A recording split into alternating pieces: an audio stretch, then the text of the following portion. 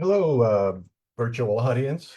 I feel like I'm back in the days of COVID giving a Zoom lecture, but welcome to this virtual launch of a new book of mine called Offshore Oildom, America's Energy Expansion in the Ocean, published by LSU Press. Thanks to Corey Calabria for organizing this book launch. I'll talk a little bit about the book, and I hope we have some time for questions and that there are enough people joining who might be interested in asking questions.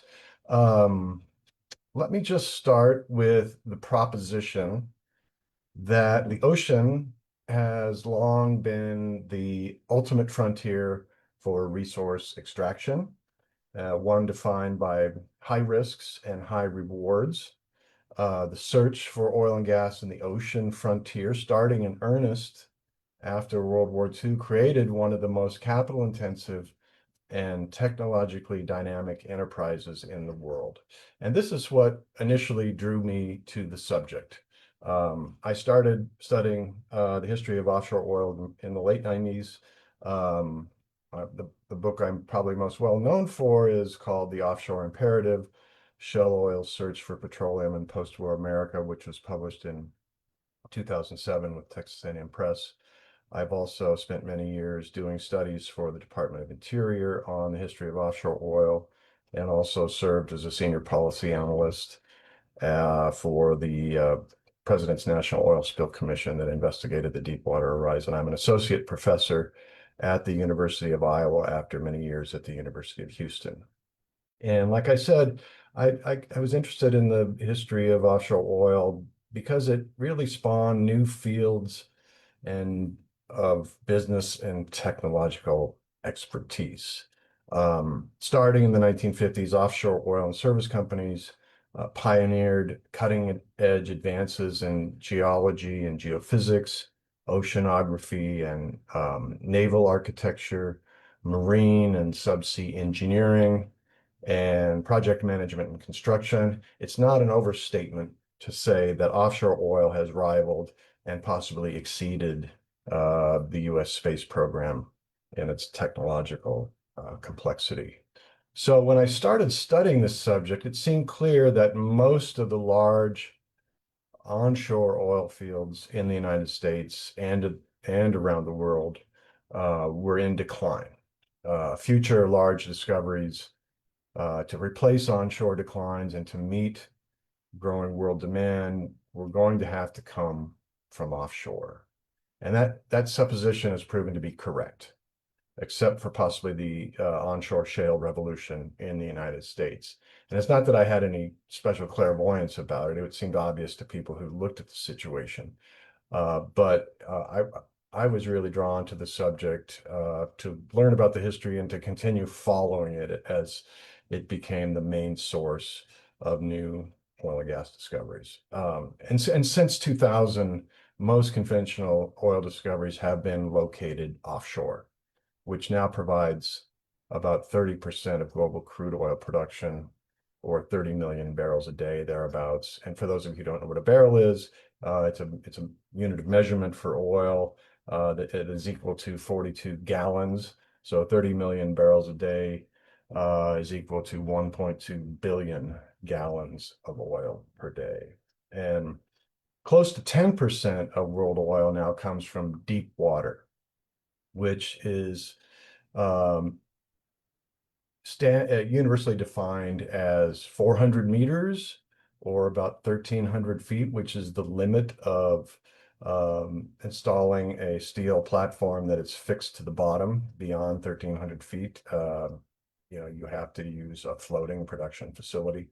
And then there's ultra deep water now, which is in depths deeper than 1,500 meters or 5,000 feet, which was where the Deepwater Horizon was drilling.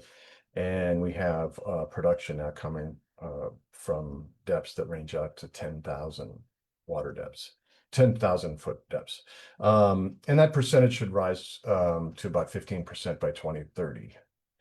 Because in recent years, 70% of newly discovered oils come from deep and ultra deep water, and the trend is likely to continue. And so in my previous work, I focused on how oil companies developed the technologies and pushed extraction into progressively deeper water. But this doesn't tell the whole story. And this became, I was always had this in the back of my mind, but it became very clear during the Deepwater Horizon that the offshore realm is a political realm, not just an extractive environment and a space for technological experimentation. Who controls the seabed and the activities that take place on the ocean? Who benefits from the wealth derived from oil and gas, and who bears the risks from this endeavor? Submerged lands, as we refer to them, or the continental shelf submerged lands, are public lands. And who manages them and determines what is in the public interest in doing so? And so those are the questions that led to my writing of this book. And I've tried to make the book about the people who wrestled with those questions, namely elected and appointed officials, legislators, civil servants, governors, presidents. I know this is kind of old-fashioned history, but I think we need more historical work on the people who have worked in government, not just treating them as faceless bureaucrats or corrupted and captive politicos. I refer you to Michael Lewis, who's a famous popular author's most recent book, Who is Government? The Untold Story of Civil Service. I'm sort of trying to do the same thing in looking at offshore oil from the perspective of the people who were assigned to oversee it in management. I also bring in the perspective of offshore workers more than I've done in my other writing, because I've had a lot of oral histories now available to me that came out of those government-sponsored projects that I mentioned, as well as the non-governmental organizations that lobbied for and against offshore drilling. For those historical actors, answering questions about this new political space required the invention of new legal doctrines and cartographic concepts, the passage of landmark legislation and landmark Supreme Court decisions, intricate international diplomacy, and regulatory improvisation. In some, it required new governance arrangements that I call offshore oildom. And I use the term offshore oildom to refer to the governance and political economy of offshore oil. Creating and governing this offshore oildom in the United States, I argue, required nothing less than redrawing the territorial borders of the American nation state, rebuilding the political foundations of the American energy system, and testing the environmental limits of resource extraction. And all this involved the negotiation of power in a newly created political realm. The power between the federal government and the states, the power between government and industry, and between natural resource extraction and environmental protection. And the project of creating this American offshore oildom is a long and still unfinished odyssey. It has been a politicized subject at the state level since the first well drilled from a pier off of Summerlin, California in 1898, when a group of angry Santa Barbara citizens attacked and vandalized the operation. So I'll just talk in a little detail about some the chapters of the book. The first chapter of the book, called Onward to the Ocean, submerged lands in California, Louisiana, and Texas, discusses how oil drilling moved toward the coast and shallow waters in those three states in the 1920s and 1930s mainly.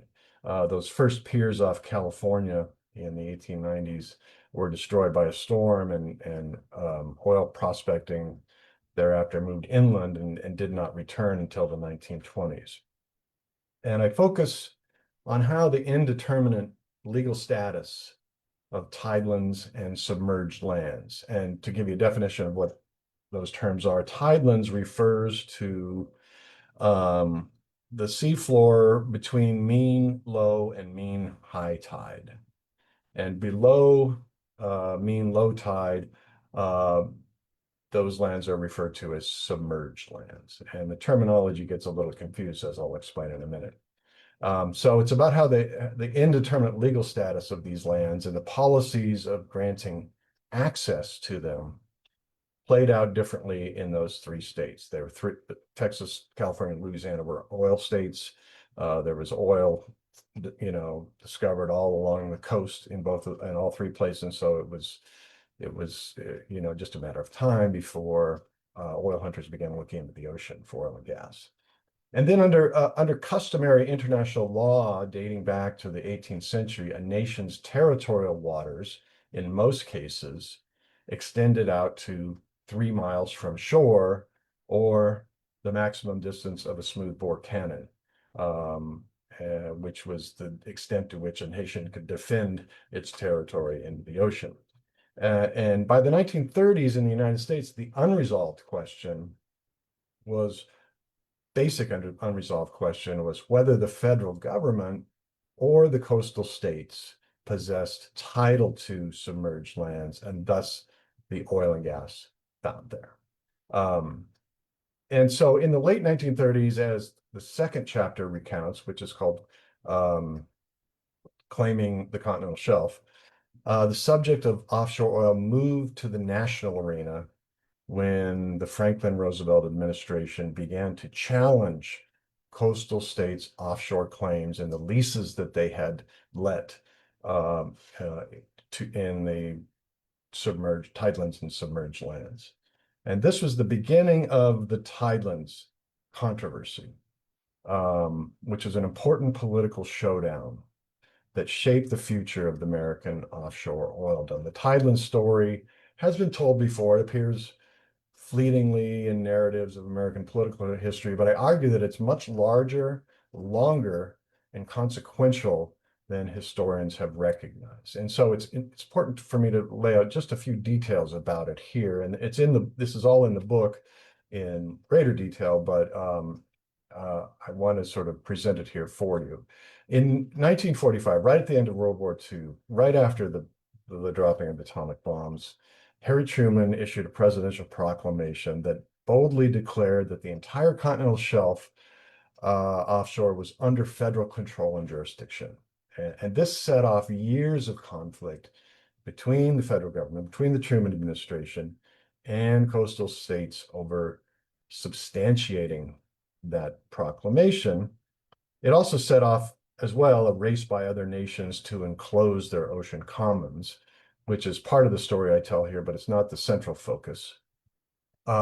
Led by coastal and oil state legislators, Congress immediately passed legislation to quitclaim or return this 3-mile band back to the states. The states claimed that it had always been, their territory, and that Truman, was seizing this from them. But Truman vetoed the quitclaim, and Congress didn't have the votes to override his veto. And then after that, the Truman administration sued California in the original jurisdiction of the Supreme Court to try to settle the issue legally. When the federal government and the states, have a legal disagreement, the original jurisdiction is in the Supreme Court. It doesn't go up through federal court and appeals courts.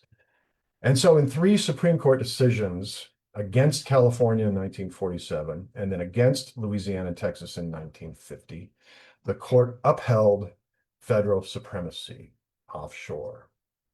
Now, the decision was written by Hugo Black.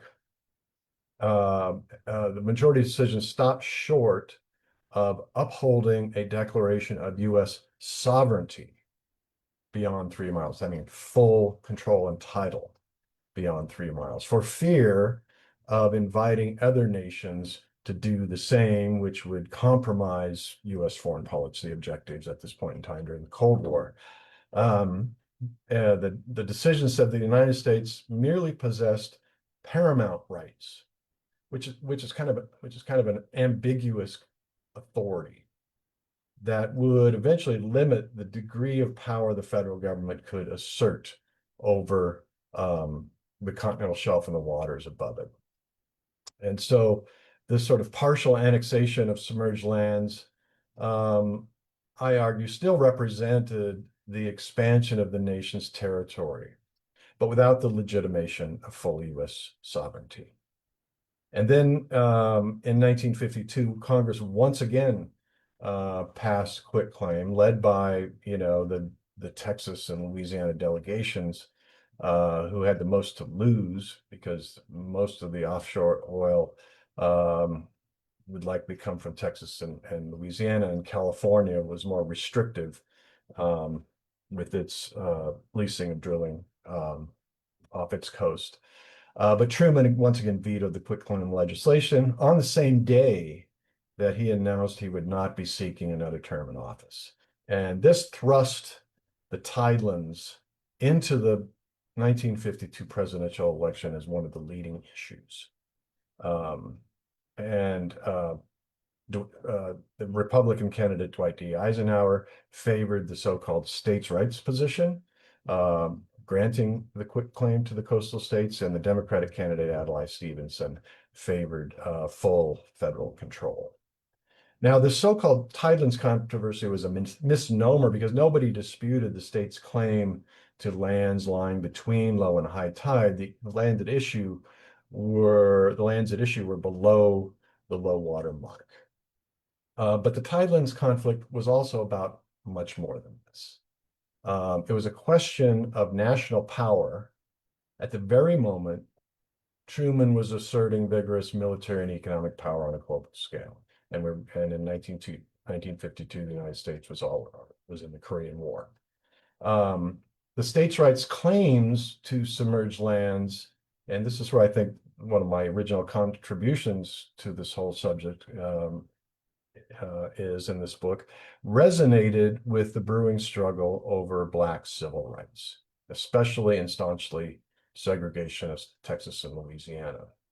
In fact, in a November 1949 poll, Texans reported that the tidelands was the #1 issue facing the state, ahead of the cost of living, employment, healthcare, education, housing, racial equality, and taxation. The tidelands conflict also reflected renewed fears about oil conspiracies and the undue influence of oil interests in politics. In 1949, the U.S. Attorney General, on the basis of the Federal Trade Commission report, brought an antitrust suit against the major oil companies who were working together with Middle Eastern oil concessions. Supporters of the quitclaim, or supporters of federal controls, the Truman position, saw the nefarious hand of oil men funding and manipulating state political leaders in their challenge to federal jurisdiction. For many oil men and conservatives, the tidelands conflict was not just about oil under submerged lands, but about an expanding assault by the federal government on free enterprise in a moment of hyped fears about communist conspiracies.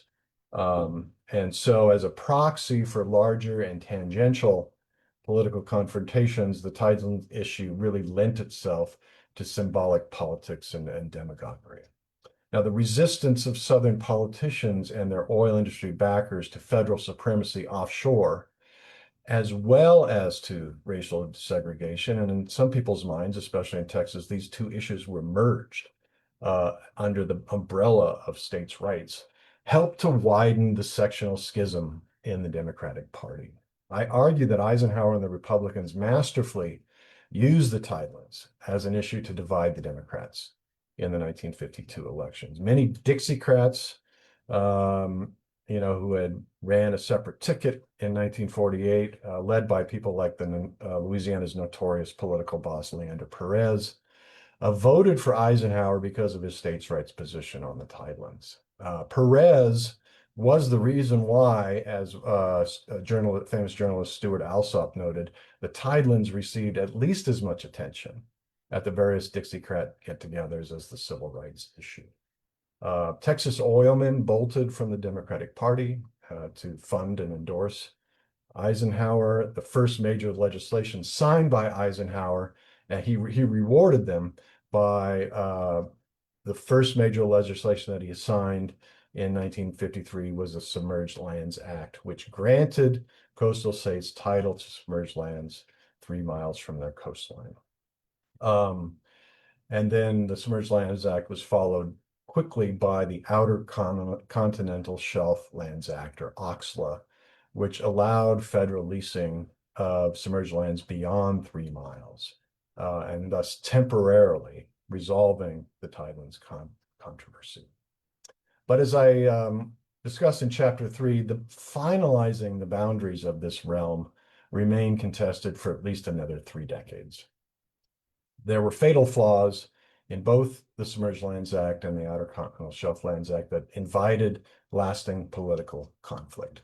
The flaws in the Submerged Lands Act were that, one, it entitled coastal states to prove that their historical seaward boundaries extended beyond 3 miles, and two, it did not designate the location of the coastline from which state offshore territory would be drawn. And so coastal states doggedly pursued extended claims, with Texas and Florida in a 1960 Supreme Court decision winning an exceptional 3-league boundary in the Gulf, or 9 nautical miles, or about 10.25 statute miles. Louisiana's claims to an extended boundary were rejected by the Supreme Court, and the state of Louisiana would continue to fight the federal government over the location of the coastline. And where that location was determined meant that there were billions of dollars in revenue at stake on either side of those lines. Now, Louisiana politicians also fought for years to obtain a share of federal revenues collected from drilling not far off the Louisiana coast, where the lion's share of oil and gas were discovered. And in 1949, before the Supreme Court decisions against Texas and Louisiana, Truman had offered those 2 states a deal. If they would accept the federal government controlled the OCS and refrain from issuing leases offshore, then those states would be given a share of federal leasing and royalty revenue. But Texas and Louisiana rejected the offer. Texas politician Price Daniel, who was the Attorney General, led the argument against accepting the offer, and of course Leander Perez was the protagonist in Louisiana. And then when the Outer Continental Shelf Lands Act was passed, both Eisenhower and inland state Democrats made sure that not a penny would be shared with those coastal states. And so the rejection of Truman's offer in 1949 ended up costing Texas and Louisiana tens of billions of dollars over time. Louisiana much more than Texas, because that's where most of the oil was discovered. And the Louisiana congressional delegation has then spent much of their careers trying to claw back some of that money. And it's important because this constant barrage of coastal state challenges to federal supremacy helped to weaken the federal administration of the Outer Continental Shelf, or OCS. The OXLA handicapped federal oversight of offshore drilling by assigning great responsibility to the Department of the Interior, but without the legal and political and social power to control the dangerous and complex activities that took place offshore. OXLA was a mere 10 pages long. It basically assigned the Department of the Interior authority to grant leases and regulate drilling activities, but without anticipating any larger purpose for the enormous amount of ocean space Congress now claimed for the nation, an estimated 278,000 square miles, greater than 1/10 of the continental United States, assuming that territory extended out to the 200-meter depth contour as the outer limit of jurisdiction. But this was not specified in statute and would be the subject of international diplomacy under the UN law of the sea. The Department of the Interior then foisted the the OSAS program off on the Bureau of Land Management and the U.S. Geological Survey within the department, which were basically clerical agencies with very little power over the oil and gas industry. And not surprisingly, the Bureau of Land Management and U.S. Geological Survey took their cues from industry on organizing the new program. So Congress and the Department of Interior created a federal OCS program that extended federal authority over the continental shelf, but limited the power of the executive to restrain the risk-taking propensity of the offshore industry, and really by design. Offshore official policy championed aggressive offshore exploration. There are very few politicians or people in the United States who thought this was a bad idea in the 1950s and 1960s. And as Chapter 4 explains, the federal government promoted offshore oil and gas in other ways through tax incentives, conservation regulations, technology transfers, and equipment. And by 1959, import quotas. The Eisenhower's imposition of mandatory import quotas, which restricted the amount of oil that could come into the United States, was in many ways designed to protect this new offshore oildom. The federal OCS program cultivated an innovative industry with high-paying jobs and a dynamic service sector populated by contractors far and wide. The hydrospace technology developed by operators, advanced marine science, forced diplomacy to establish international law and norms governing the seas. And crucially, the program led to the discovery of immense oil and gas reserves. By the early 1970s, the federal OCS was providing 10% of domestic oil and gas production. And it also generated a new source of revenue for the federal treasury, more than the money collected annually from federal timber forests, grazing lands, and onshore minerals combined. Okay, but the whole politics of offshore oil began to change in the late 1960s.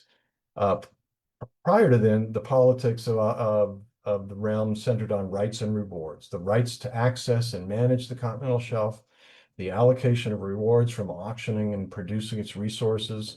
The federal OCS program started to pay much closer attention to revenues, and the Johnson administration even ordered the Department of the Interior to look for ways to increase revenues as a way to plug holes in the federal budget opened up by the Vietnam War and the war on poverty. And the contests over rights and rewards never disappeared from the American offshore oildom, but by the 1960s, a third kind of struggle emerged over risks. Unusual risks and dangers had always been present in the offshore industry, and Chapter 5 really, tells the story of safety and environmental hazards.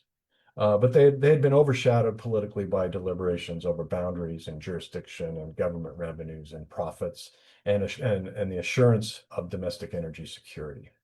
But the central problem, Chapter 5 looks at the safety of workers and the protection of marine environment, and how those things took a backseat to finding new supplies of oil and gas. And the central problem for the OCS program was that the structure of decision making, in which coastal states had virtually no voice. And this left an imbalance, which was a legacy of the national security importance placed on offshore oil during the early Cold War, and from the bitter tidelands fight, when the states of California, Louisiana, and Texas squandered their chance at shared governance by opposing federal supremacy on the OCS. And as a result, the drafters of the Outer Continental Shelf Lands Act minimized the state's role in OCS oversight. And so offshore oil development took place not far beyond state-controlled waters, with oil and gas flowing by pipeline onto state lands, yet those states received no direct revenue from the federal OCS and had no say in determining when, where, how drilling would take place. And so two events really pushed the federal OCS program in opposite directions, which is the subject of the last third of the book. The 1969 Santa Barbara blowout on a Union oil platform in the Santa Barbara Channel spilled, 80,000 barrels of oil, soil beaches, lethal to marine life. It also generated a class-based movement of wealthy property owners on the west and east coast, who I call not in my ocean objectors, who were determined to constrain or prohibit offshore drilling. And then there was the 1973 oil shock caused by the Arab oil embargo and production cuts, which prompted Richard Nixon's Project Independence, the main objective of which was a massive expansion of OCS leasing and drilling along nearly every part of the U.S. coastline. And so chapters 6 and 7 narrate the high political drama in Washington during the mid-1970s over reforming the federal OCS program in a way that would try to balance the need for greater domestic energy while protecting coastal communities from the risk of offshore drilling. And so offshore oil in the 1970s, United States, I conclude, symbolized the clash between energy security and environmental protection that had been brewing for some time, and an intrinsic conflict between preserving the non-utilitarian values of the ocean environment and the utilitarian drive to commodify its hydrocarbon resources. And so during the second half of the 20th century, the American oil and gas industry sunk enormous investments in offshore oil and expended at least as much political capital trying to protect those investments as in any other energy arena, while the modern environmental movement grew out of opposition to offshore drilling, and national environmental organizations have never let it out of their sights. And just as in the war over the tidelands, the renewed conflict over offshore oil was not merely about oil. It was a referendum on government, markets, national security, federalism, technology, and cultural values. So I'll stop there and maybe invite Corey in to take questions. Take or pose questions. That's right. Thank you so much for that, Tyler. That was, yeah, it's a fascinating topic, and I'm really excited to continue to talk about it and learn more from you. I think, I don't know where people are tuned in from, but obviously here, being from the Gulf Coast, this is a topic that's dear to my heart. So yeah, I'm just excited to learn more about it. If you're tuned in, if you'd like to ask Tyler a question, this is an open forum, so you're welcome to put something in the chat and we'll ask him on our end. I do want to say hi to Kathy Jean, who commented, hello and congratulations on your book. Very cool. Thank you for commenting. Hey, Jean. I'd like to start maybe with some broad strokes, talking about what went into the book and the research. And so the first thing I'd like to ask you is, can you talk about some of the sources that you used in writing this book? Yes, thanks, Corey. It was a long process. I'm a historian who enjoys archival research, and I am looking for new sources, new ways of sort of revealing how history has unfolded. A lot of my time was spent in national and presidential archives, especially the National Archives in Washington or in College Park, Maryland, Archives 2. The most important source for this book was the records of the Secretary of the Interior and the U.S. Geological Survey. I think I'm one of the first people to look at some of these records. I've seen a lot of books about the Department of the Interior that do not use the records of the Department of the Interior, and they're very rich, especially the Secretary records, Record Group 46.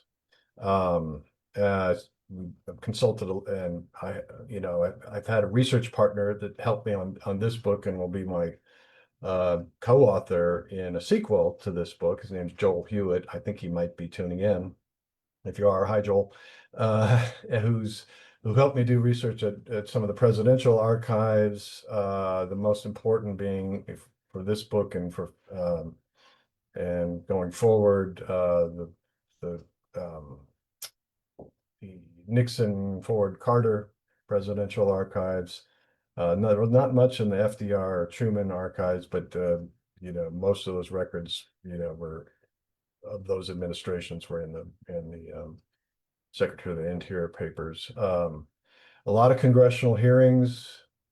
Uh, um, the Federal Register. This is another source I think American historians who are writing on politics and policy need to consult, because this is how the sausage gets made in administering laws and regulating industry in the United States, the promulgation of rules and regulations. Again, it's not the sexiest topic in the world, but it's hard to understand how various sectors of the U.S., all sectors of the U.S. economy are governed without understanding how rules are made and enforced.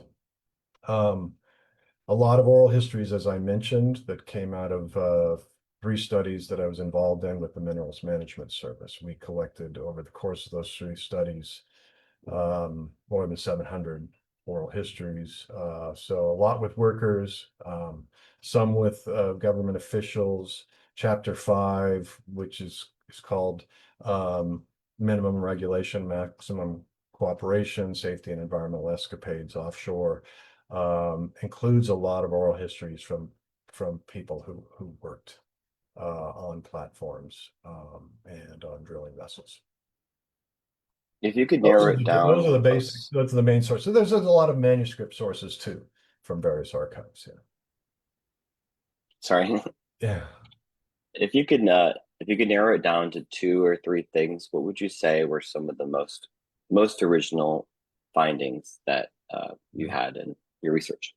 Well, I think the comprehensive history of this whole tidelands controversy in the 3 states in question, California, also mainly centered around Long Beach, Louisiana, especially the corrupt leasing schemes under the Long Machine that sort of propelled state interest in offshore oil, and as well as the connection between offshore oil and education in the state of Texas. Texas was unusual in that it dedicated almost all revenues from the leasing of state lands to public education. And so, the federal government threat to what Texas considered to be its rightful domain offshore was also seen as a threat to Texas children, to the funding of education. And race ties into this because when Price Daniel went to Washington to argue Texas's case in the Tidelands, he simultaneously was arguing a case about racial segregation in higher education in Texas. There was a student who was denied admission. His name is Heman Sweat, to the University of Texas Law School. And that case went to the Supreme Court. And it would be, sort of, it would be a case that would prefigure eventually Brown versus Board of Education. And when the Supreme Court ruled against Texas in both of those cases, Texans saw this as, a threat by the federal government to their states' rights in oil and gas, the oil funding of education, as well as in, separate but equal institutions of education in the state. So that's one of the key findings. Another is, I think, again, a lot of people know about the Santa Barbara blowout. The story is usually about how the environmental movement, sort of sprung from the blowout. But I think I'm the first to really tell the history of the legislation that was passed after it and the way that it changed the politics of offshore oil and the federal OCS program. There were several other boat blowouts in the Gulf in 1970, and that led to some sort of serious overhaul of safety standards and regulations and orders. The Santa Barbara blowout also, you know, was a motivating event for the passage of the National Environmental Policy Act, which is in some ways a kind of the Magna Carta of environmental law, although I don't think environmental historians have paid enough attention to it. And the National Environmental Policy Act was an important weapon or tool used by environmental organizations to slow down and block offshore leasing, as was the Coastal Zone Management Act and other statutes that were passed. And so, I think I think my book sort of brings a new perspective on the Santa Barbara blowout, as well as Nixon's Project Independence. Again, people have talked about Project Independence as a response to the Arab oil embargo and oil crisis in 1973. And Project Nixon had a lot of different initiatives Nixon and Ford that came with Project Independence, expanding nuclear power and conservation and promoting coal development and other kinds of sort of domestic energy. But I argue that offshore oil was central to Project Independence in a way that no historians have yet explained. And it also, Project Independence really rallied coastal state legislators to amend the Outer Continental Shelf Lands Act, which was a major, political battle in the mid 1970s that resulted in a series of amendments in 1978 that were signed by Carter. And the amendments to this OXLA were part of a grand compromise on energy that also included the National Energy Act of 1978. And I don't think historians have made that connection in the way that I've found in my research. Thank you for that answer. And there's the entangling of arguments about Black civil rights and offshore oil policies is super fascinating. And I guess I have a follow-up question thinking about it. I see a question from you, Joel, in the chat, and I'll ask that in just a minute.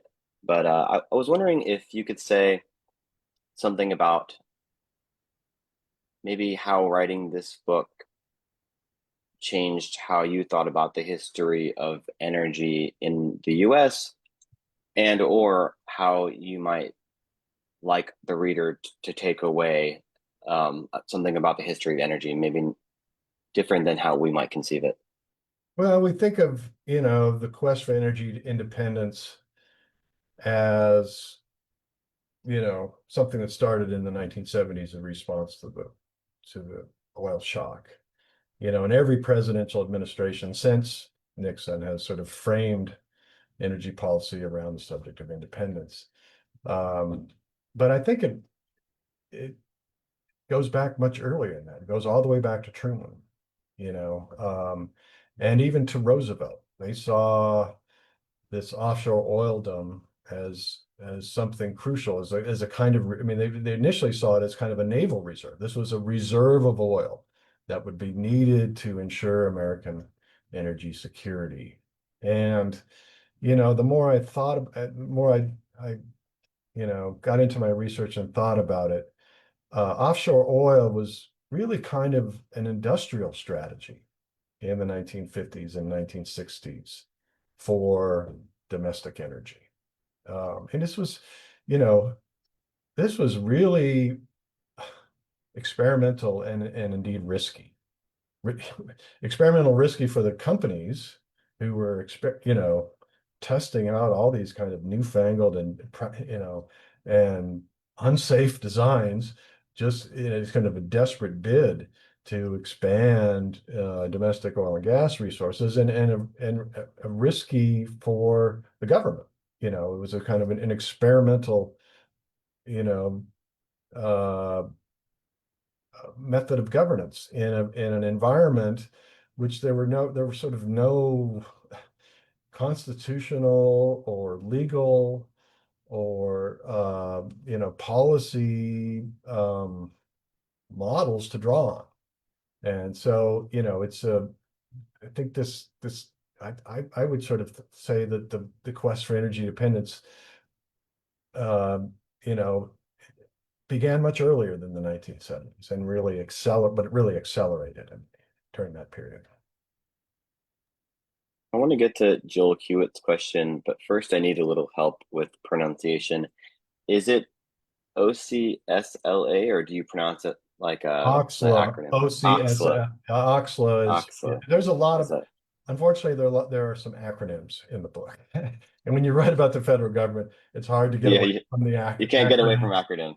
acronyms. If you ever attend a congressional hearing or government, you know, briefing of some sort, it's almost like like with any sort of, sort of insider baseball, there's a lot of language that you have to learn. And acronyms are one. I try to minimize the acronyms in the book so that people don't get confused. But yeah, it's Oxla. Oxla. All right. So Joel says, I'm curious of your thoughts on the Oxla Amendment story in the 1970s as a whole. There was plenty of politics and hardball played, but it seems like almost a model of how the policy process should go. Involvement of all the key players, ample study and testimony taken by the House ad hoc committee, etc. Or is that just a rose-tinted view of the past versus today? I'm sure it had its share of mendacious back alley politicking too.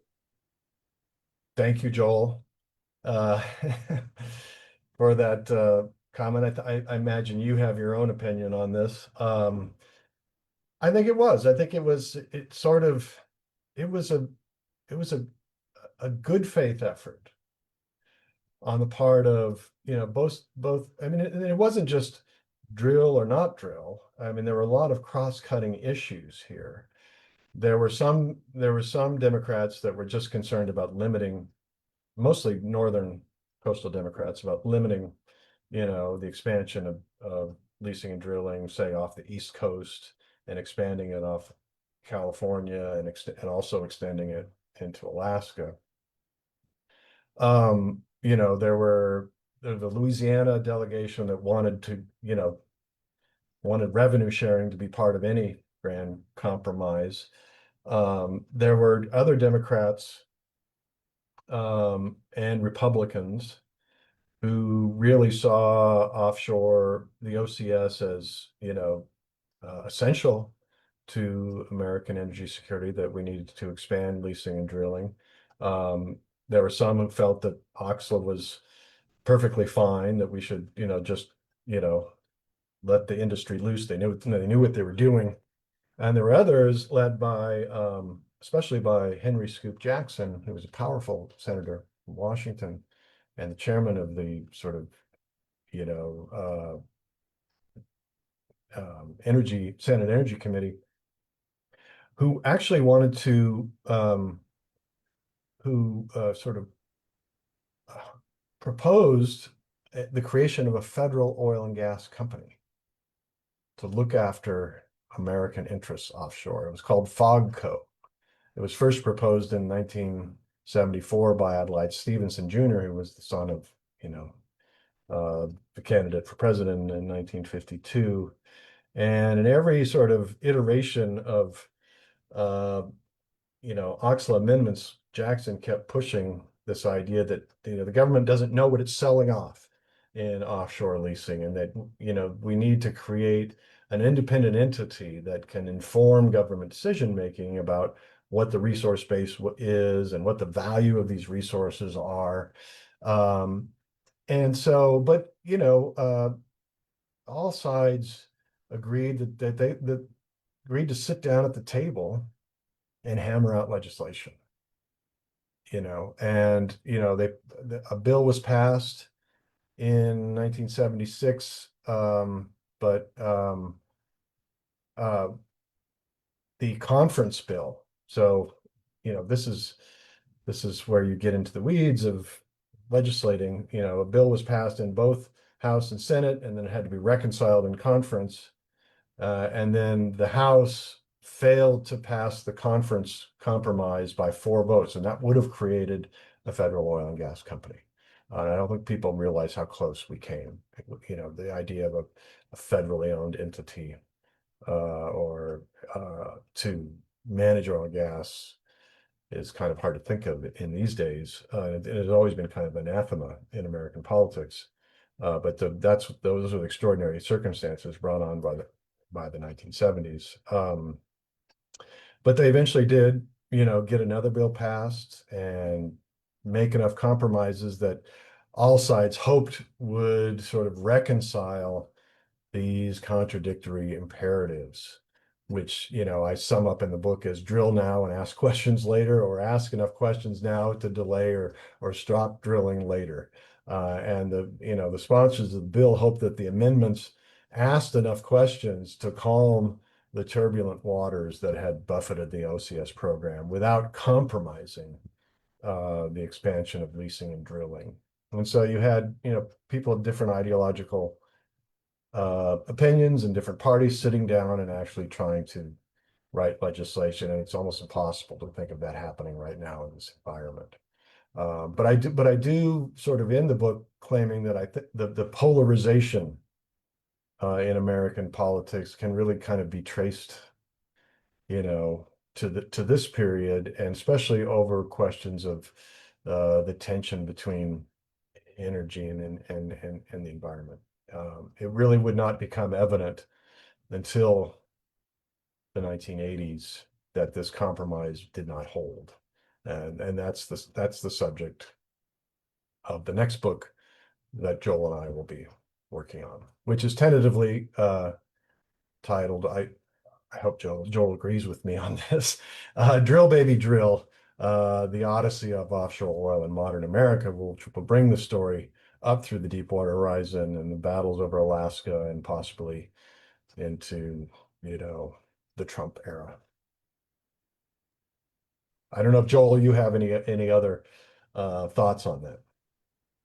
Yeah, Joel, if you have any follow-up questions or comments there, I'm happy to pass them along to Tyler here. I've got well, I had 3 questions for you, but I think you answered one of my questions. So I've got 2 on deck here. So this is my last sort of appeal to you if you're tuning in to ask a question now if you have one. Otherwise, we're going to try to get done by the end of the hour. Joel says absolutely. But yeah, you're talking about what's possible and impossible today. So I thought it actually would be a good transition to ask you if you could talk a little bit about some of the current offshore oil issues. Oh boy. Where do you start? I mean, maybe one. We could do one. Yeah. You know, two things really changed the politics. Well, without sort of going all the way back to, I mean, anytime there's a major disaster, it changes the politics, whether it's in drilling or even tanker spill like the Exxon Valdez in 1989. That affected the offshore program and eventually and essentially shut down leasing everywhere outside the Gulf of Mexico and Alaska. And then in 2008, you know, we saw oil prices run up to, you know, a high of $148 a barrel, and suddenly offshore oil, the possibility of expanding offshore oil was once again front and center in a presidential campaign election year in 2008. And the question was, the moratoria that had been imposed on leasing outside the Gulf of Mexico had expired in 2008, or was left to expire by President Bush and Congress. And so, you know, that question, expansion of offshore oil, was, you know, the main issue in the presidential campaign in the summer until it was knocked off the headlines by the financial crisis. President Obama was, you know, sort of by early 2010, willing to sort of open up new areas of the American coastline to leasing until the Deepwater Horizon happened, and that, you know, radically changed the politics along with climate change. And so I think you have much more entrenched opposition, not only to the expansion of leasing outside the Gulf of Mexico, but to leasing in the Gulf of Mexico itself. When Biden came into office in 2020, it put a pause on offshore leasing, which was sort of something that never happened to people on the Gulf Coast who, had this vested interest in continuing to drill and produce oil and gas there. And it's now been, it's also the other big oil and gas issue in the Gulf Coast now is LNG, liquefied natural gas exports. And so you've had the kind of this ping pong. Trump came in after Obama, wanted to again to expand offshore, kind of half-heartedly. Biden came in and sort of tightened what was possible.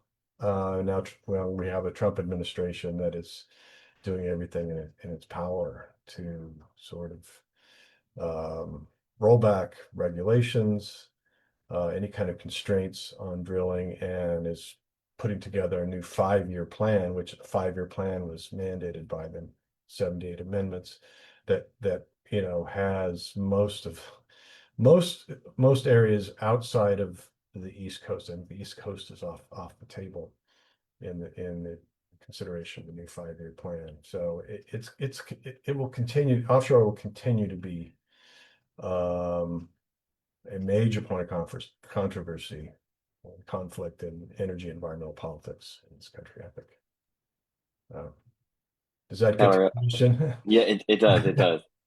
I do want to thank you again for being here with us today, and I want to thank everyone one more time for tuning in, and to remind you that pinned to the chat is a 40% off discount code for this book.